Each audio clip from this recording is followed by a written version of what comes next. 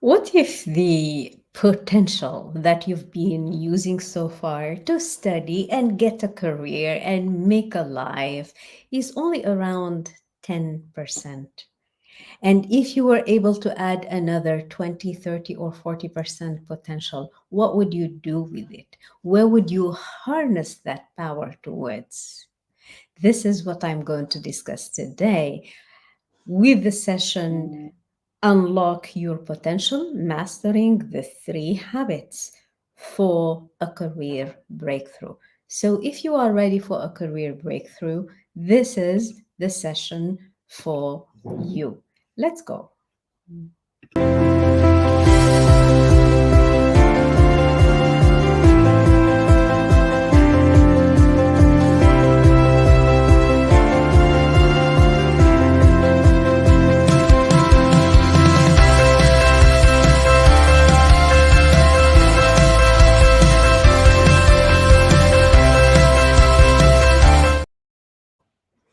And good evening, everyone, and welcome to Quantum Leadership Hacks. I'm your host, Dr. Nebila, PhD in applied linguistics and executive leadership coach. I'm certified consultant with the Proctor Gallagher Institute, and today we are diving into an empowering topic, which is you see how sometimes many clients come to me and they say, Dr. Nabila, it's like there is a glass ceiling above my head.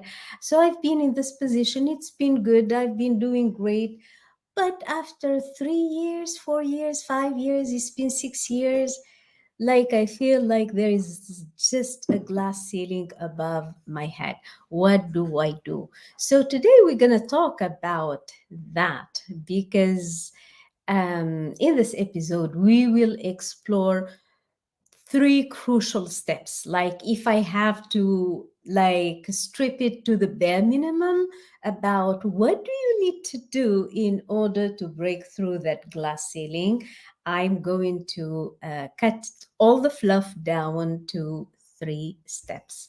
Say hello, say good evening, say how are you, say where are you tuning from, and let us get started. So, the first number I gave at the beginning, which is that we can live a whole life. This is UCLA research that indicates that we can be living a whole life from beginning to end, studying and getting careers and moving from one job to the next and getting upgrades and everything, but still we may be using only around 10%. Say, oh my god, that's a lot of potential, so to speak, on the side. And it's perfectly true, because unless we have the keys to access our potential, pretty much it's a moot point. You're gonna need to have the key to unlock this potential, and today I'm going to talk just about that. But I clearly remember this quote that says, if we knew what we are capable of, we would literally astonish ourselves. And you would be astonished at how much potential you have, but that is still, so to speak, under the hood. It's still not used. And you go about life the way you've been led to believe. So what are the three so let us explore these three crucial steps that can make like a significant difference in your career journey. What do you think? Give me a guess. What is one thing you can do to change your career outlook, your career journey, and help you make a breakthrough in your career? Now let's think. What do you think, guys? Give me a quick shout out on LinkedIn and tell me what are some of the things you can do to unlock your potential. What do you think? Have some guess at this. Okay. Amazing, amazing, amazing. So, yeah, hello, hello, good evening, VM and everyone. So, let us see if we have some elements of answer. So, first thing we need to remember is that as human beings, we are creatures of habits. Alexander says people do not decide their futures, they decide their habits, and their habits decide their future. Wow, this is so, so good. Manel, good evening, good evening. I love it. There you are. I love, love, love. So let me repeat this quote by Alexander. People do not decide their futures, they decide their habits, and their habits decide their future. So changing your future is not just a matter of some unknown reason or something that's happening out there that you can take or get. It's something that you have to develop, you have to incorporate as a habit in your daily life. So people do not decide their futures. You can decide your future as much as you want, but if you are not doing the due diligence, if you are not doing the steps, the daily steps to make it happen, it's pretty much a moot point. So people do not decide their futures, they decide their habits, and their habits decide their future. I love this quote so, so, so much because it encapsulates the entire thing about success. A lot of discussion is going on the socials regarding success. How do people become successful? Is it easy? People become easily, this and that. And success is a system and not a secret. If you have a system, if you have built in, if you like, the habits for success, you are pretty sure you are on a trajectory to succeed. So let us start from the beginning, and we have a very informed and good guest from Manel. No wonder. And the first step to break through that glass ceiling, the first step is, of course, to keep yourself informed, to keep yourself in the know, so to speak, to keep yourself in the latest research, the latest information, the latest insights that you have in your field. It's very, very important that you are aware what's going on in my field.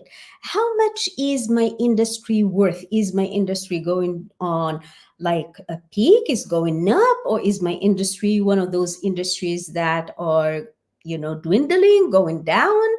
Where do I stand? Very important that you know exactly where you stand in your industry, where you stand with your worth, where you stand with your learning, with your knowledge, with your technical skill, with your know-how.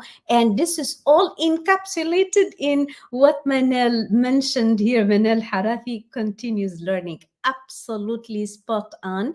So breaking through the glass ceiling of monotony, or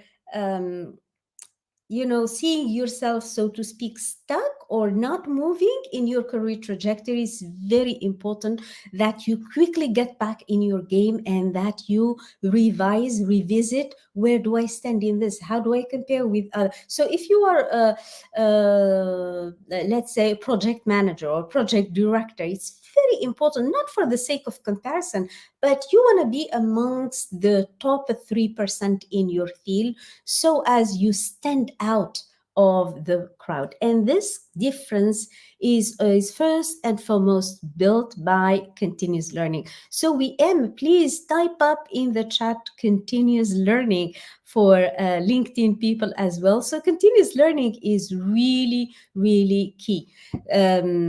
Embracing continuous learning, we know the word is changing.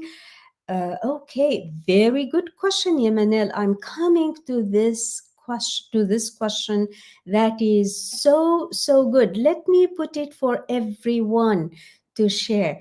Manel says how to keep habits consistent in a very changing environment. This is so good. I'm retaining this question, yeah, Manel, and I'll come back to it because this is, so to speak, the crux of the matter. Now, according to a report, so the world is changing rapidly. There you have it, yeah, Manel. The world is changing rapidly, and staying current is essential. Especially today, it's no longer about information. It's information is available for free. It's about staying consistent and upgrading, upskilling yourself all the time. So, according to a report by the World Economic Forum, by 2025, 50% of all employees will need reskilling due to technological advancement. How awesome is that? Like, imagine this next year. This is 1 year. In 1 year, 50%. Imagine the global mass of employees, of people in the workplace, whether online or in face to face, they need reskilling. They need reskilling. So imagine how much is going into training and reskilling, and this is mainly due to the technological advancement. Now, so continuous learning, yeah, Manel, doesn't just mean formal education. Let us not mislead ourselves. Continuous learning doesn't mean another degree, another MBA, another PMP, another CIPD, or what have you. These are important, yet we call them soft skills, but I disagree with the word soft, and I call them success skills. The skills that really are important to upskill you in your know-how of your job. So it includes going to webinars, conferences, online courses, and more. Can you think of more of things you can attend in order to reskill or upskill yourself? And it's also about being proactive and seeking opportunities to expand your knowledge and the skills. Guys, let us be very clear here that your degree, my PhD included, expires after a certain number of years. It's hard to say this, but we need to accept that our degrees expire, have an expiration date, and it is very important that we are mindful of this. That having a degree is great, having an additional MBA is awesome, having an additional certification is awesome, but the upskilling of the skills, of the know-how, of the so-called soft skills or success skills is very important. Um, so on a like on an anecdotal, if you like, basis, let me share with you the story of one of my clients. We will call her, for the sake of the example, Layla. It's a pseudonym, not her real name, where she started her career in finance. So she has this degree in finance, but you know, halfway in her career, she realized the importance of digital skills. So, what she did, she enrolled in several online courses and attended tech conferences. And today, the opportunities, needless to say, started coming because of the combination of the finance and digital skills. And today, she leads a digital transformation team in the company of her choice, a consulting company of her choice. And her commitment to continuous learning, I guarantee you, is opening doors for her every day, more than she has ever imagined. At one point, she was saying, Dr. Nebila, where is this all coming from? Where was this in all those years where I wasn't receiving opportunities? Well, it has to do about you putting yourself out there and being active. So continuous learning is key to staying afloat, to making that breakthrough, because after every milestone in your career, you will stagnate unless you are ready to step up, Get out of your comfort zone, learn something new, and be ready for the next level up. Nothing, remember, guys, nothing comes from the comfort zone. So good. What do you think? So that was our first milestone, or our first, if you like, key habit, the habit of continuously learning. Make it a habit. And I think we have this even in our culture. خذوا العلم من المهد إلى اللحد, and so on. All of these saying that emphasize the importance of continuous learning. Needless to say. What do you think? What is a good guess at the second important habit that we need to incorporate in our career, so as we are all the time pivoting, moving to the next level up, opening the next level up in our career? What do you think? What is the second step, so to speak? It's interesting how we have more and more people on socials, more, and you tend to think, oh, all of these people are connected and all of these people are networking and everything. And that's not true. We may be all on socials, but it doesn't mean we are networking, or at least we are not networking in order to advance our career. So I'm talking about that mindful and that deliberate way of connecting in such a way as every day you are building those baby steps, you are building those um, small milestones leading towards building a profound network. Now, let us be very, very clear here, everyone.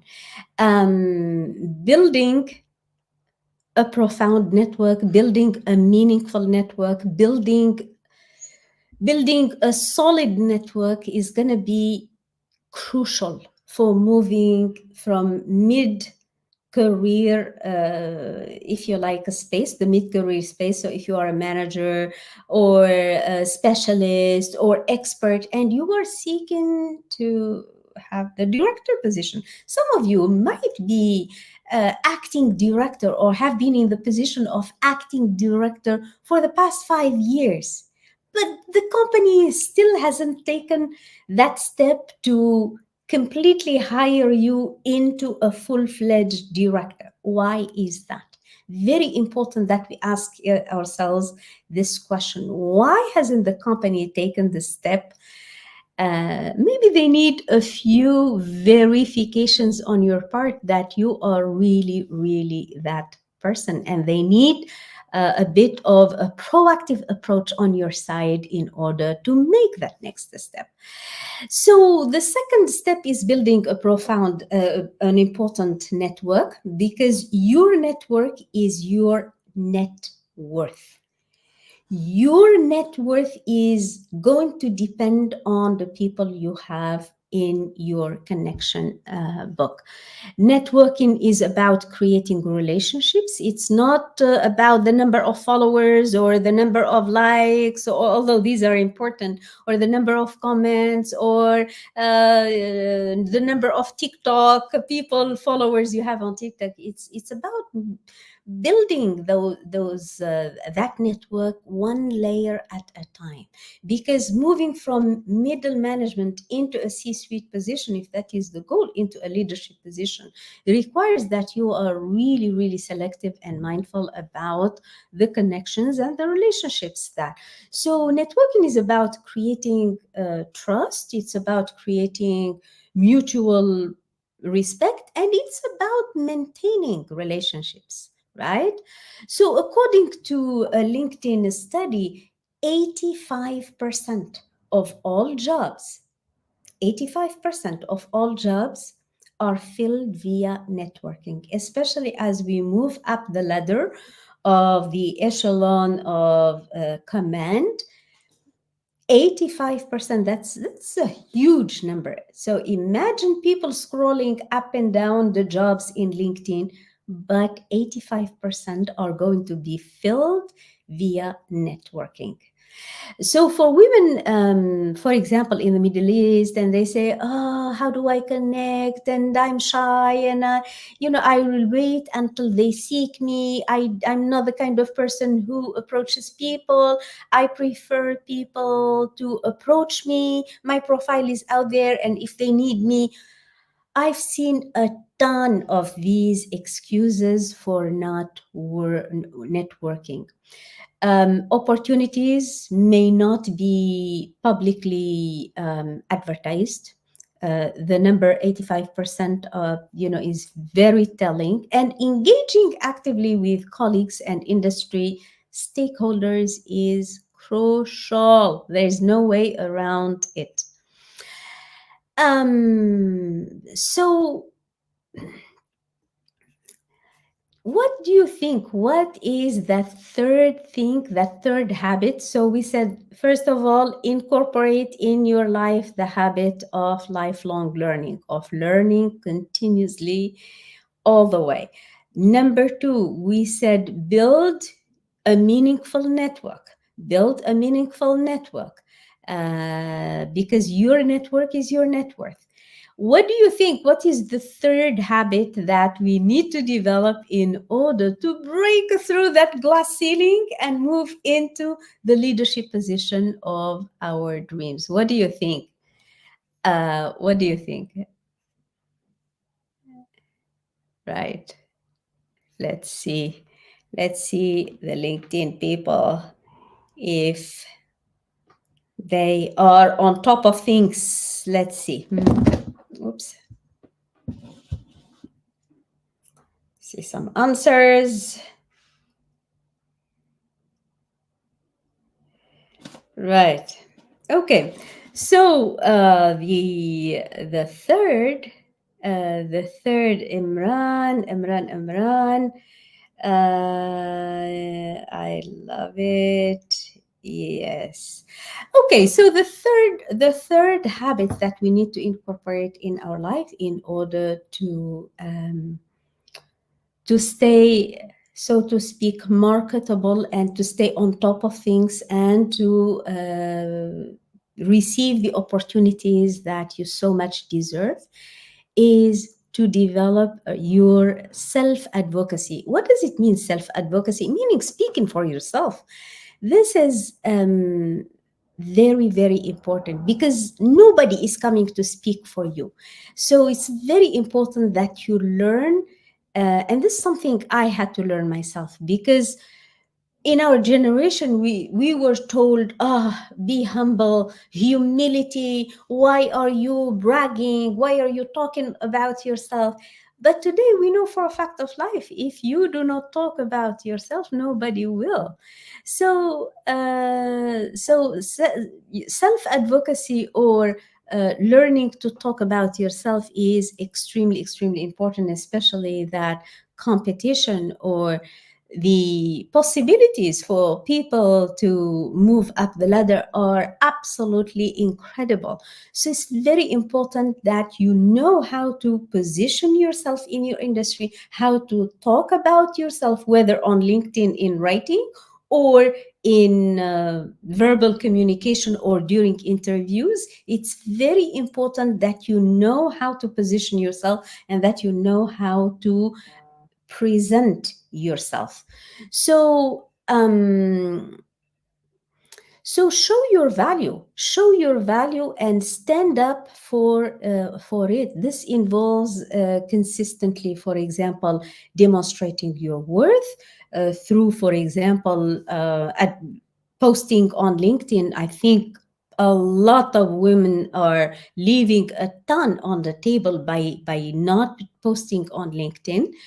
And according to a study by McKinsey, companies with like a diversity in gender, they are more likely to outperform so executive teams are 25% more likely to outperform their field. What does this mean? It means women who are working alongside men are very likely to see how men are uh, in general, men are moving faster. They take those bold steps. They jump before they are ready.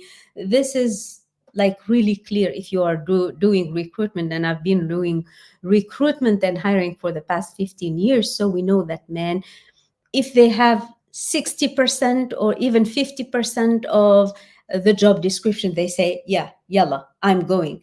But women tend to want to be perfectionists. They want to nail everything to the T before they apply. And that keeps them delayed in their position. Now you say, so I'm first of all, I'm going to answer Manel, how to keep habits consistent in a very changing environment. Okay, this is a very, very good question, yeah, Manel, and it's very important that you deliberately and consciously, that you don't let yourself be, so to speak, driven or distracted by what's going on um, at work or on social media or anything. You take deliberate decisions about what needs to happen in your 24 hours. I was going to say 25 hours. In your 24 hours, what need to do? So basically, it's the three things that need to happen. You're going to need to do things for your body. You're going to need to do things for your mind or your mental well-being, and you're going to need to do things for your spiritual well-being. So we exist on these three planes. So make sure in your day you have a balance of these things. You have your workouts, you have your exercise and training and stretching to exercise your body, because it enables you to expand your potential and enables you to receive and keep energy in circulation. That's number one. You get easily rid of negative energies, tension, burnout, stress, what have you. Now, the second thing is your mental. You're going to need to have some time in your day devoted to taking care of your mind and your spirit, because if we kind of deny these aspects, is pretty much we. So what do we mean by spirituality? Basically we mean meditating and visualizing our goal, and thinking about our goal and revisiting them. So all of this is the spiritual side of things. We are a spiritual being, having this physical experience, and not the other way around. Now, mentally, our mind is basically like a garden, and it's up to us what to do in it and with it. If you leave it unattended, it's going to go wild. You're going to have, weeds going right, left, and center. But if you take care of your garden and you clean it and you allow only the positive thoughts to come in, and you allow yourself to read only specific things, not the not so interesting content that is connected with scrolling and scrolling and scrolling on social. So be selective what you allow in your mind, be selective in what you allow in your spirit, be selective in what you allow in your body. So here are some simple strategies. So Manel, I hope I answered your question. And if you're gonna need to make certain choices, yeah, Manel, no matter what, choose something for your body, choose something for your mind, your mental well-being, and choose something for your spiritual well-being, and incorporate them in your day, and then don't change it. We are creatures of habits. Don't change it. Like if you say, I'm meditating, I'm going to meditate every night before I go to sleep for 10 minutes, then do it. Just plug in meditation for 10 minutes before you go to sleep, and that's it. Do it the voice, of course, is going to tell you, oh, I'm too tired, I'm going to sleep, da, da, da. Still do it. Still discipline yourself into doing it. If you decide, like, at 7 in the morning you are going to hit the gym and exercise, do it consistently. And if you do it consistently for at least 21 days or at least 90 days, I guarantee you it is going to stick with you. We are creatures of habit. And then likewise, you do something for your body, physical, you do something for your mind, that's the mental, and you do something for your spirit. You see, and then do it consistently until it becomes a habit. And now you have a voice that's reminding you to do the meditation. You have the voice now supporting you to go to gym.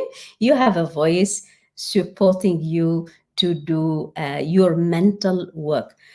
As we wrap up, thank you. Glad it helped, yeah, Manel. We need to talk, yeah, Manel. So here are, one of the questions that a lot of ladies ask me, and they say, Dr. Nabila, I don't know how to talk about myself. You ask us to talk about ourselves, and I don't know how to do it. Here's how to do it. You keep a record. You open an Excel sheet or Google sheet, and you keep a record of your achievements and contributions on a weekly basis. You want your boss updated with the things that you are doing.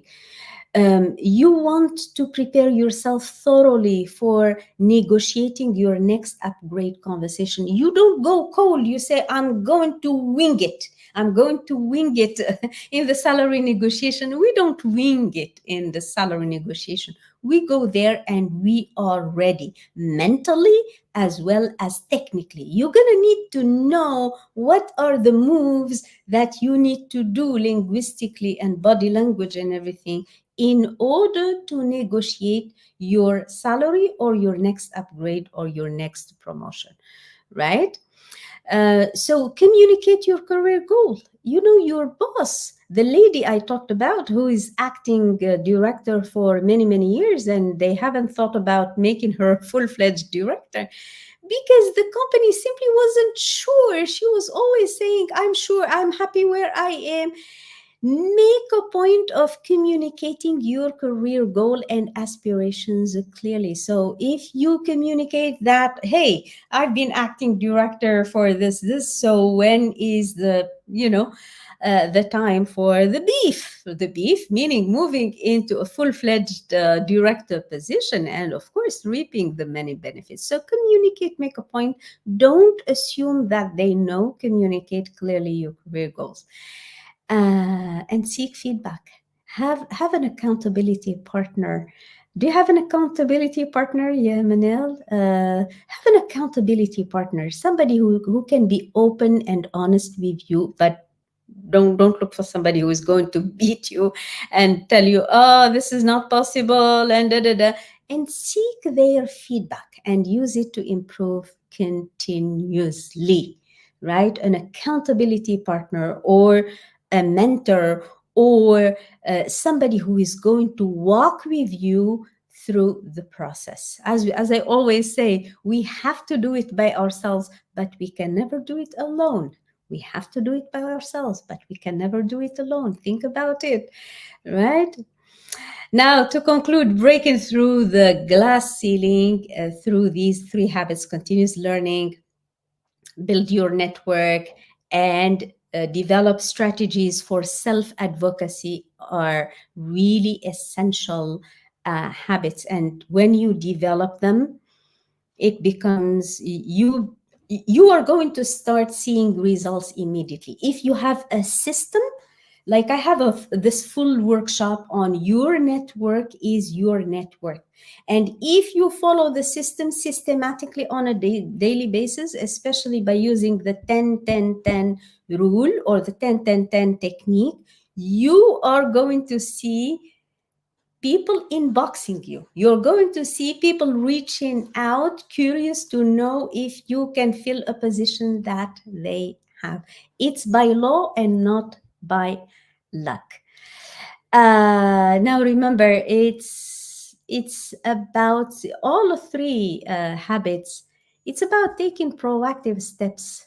It's about believing in your potential and then taking action to do it. So, what other strategies have you found useful in breaking through the glass ceiling? What things worked for you? Share with us here in in LinkedIn or in Facebook or in YouTube about what really worked for you. In addition to continuous learning, developing and consolidating your network, and developing strategies for self advocacy or talking about yourself. Thank you so much for joining the Quantum Leadership Hacks. It's every Monday at 7 p.m. KSA. Every Monday at 7 p.m. KSA, where I share volunteering in activities and projects out of my regular job. That is a huge. I'm going to devote a session to that, because that's, coming from a place of service and leaving people with the impression of increase. I think it's the third time I talk about this just today. Thank you so much, Manel. Hey, listen, if you want to know the full formula of how to make a quantum leap in your career, drop me hashtag career, and we will send you the link to watch my masterclass.